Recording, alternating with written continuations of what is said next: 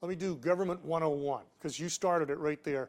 For you or me, we talk about these programs, but for somebody who lives in rural Kansas, they may not be familiar with the terms, Medicare and Medicaid. They've heard them all their lives. But what are each, and what's the difference between the two? So they were both created the same day in 1965, so they're 60 years of age. They are the social safety net of the country for health care. Medicare takes care of people who have worked their whole life, generally, and have retired. And as they get older, they often have health problems. It gets more expensive, and they don't have resources to deal with that. So anyone over the age of 65 has Medicare. And there's some other categories, but simply stated.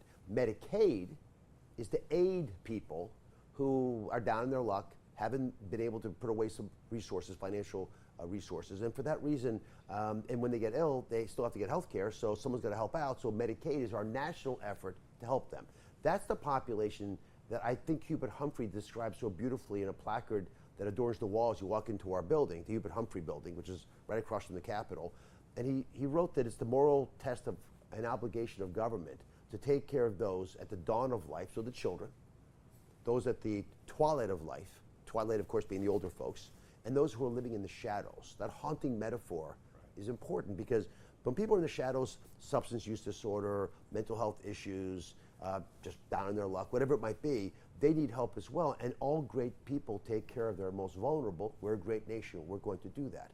But if you tease apart those groups, you realize that Medicaid is the foundation of health care for a lot of people. For example, most kids in America are born into Medicaid. Most kids, 53%, are born into poverty, so they're in Medicaid, or they're on CHIP, which is the children's health insurance. So if you want to get kids healthy, you need Medicaid to work for them.